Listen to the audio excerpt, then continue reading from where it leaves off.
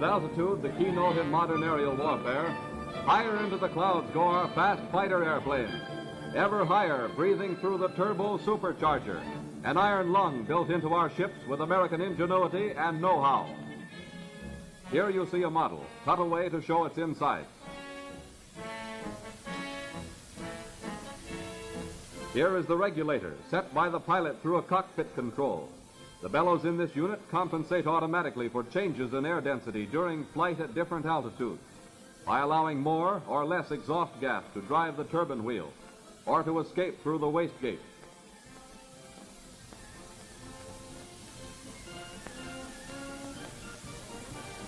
Mechanics must go over the supercharger carefully. After shaking the unit to make sure mounting bolts are tight and inspecting for bullet holes, the turbine wheel is spun to see if it runs freely and smoothly.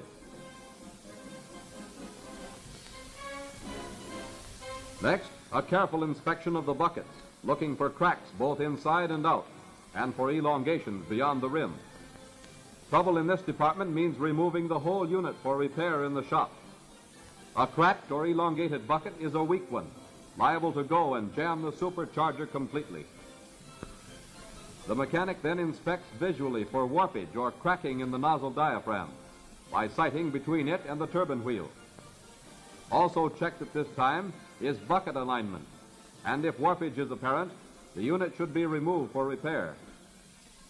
The feeler gauge is used to check clearance, which should be kept between 95 and 120 thousandths of an inch. Runout is spotted by placing the thumbnail against the rim of the revolving disc. If runout is found, there is most likely some distortion in the hub area, and for an inspection, the cooling cap must be removed. A check is made for cracked or loose bolts, then a further manual check for radial and end play in the turbine wheel. Now, over to the wastegate to see if it moves freely and with enough play to allow for heat expansion during flight.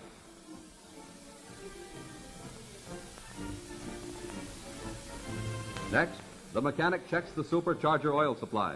It is highly important that proper grade oil be kept right up to the top of the filler pipe. Should the oil supply be found low, an inspection of the tank itself within the landing wheel well should be made. Here the mechanic looks and feels for oil leaks and checks to see if hose connections are tight.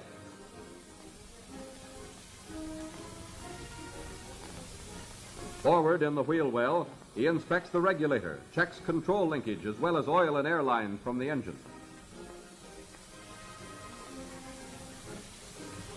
The exhaust manifold should be checked for leaks at the nozzle box inlet and in the cooling air pipe just above.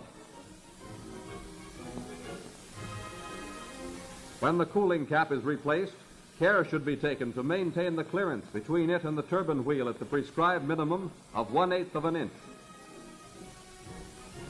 The keynote is altitude. The watchword, care. Care of the supercharger in its most minute details. For only with such care can the turbo function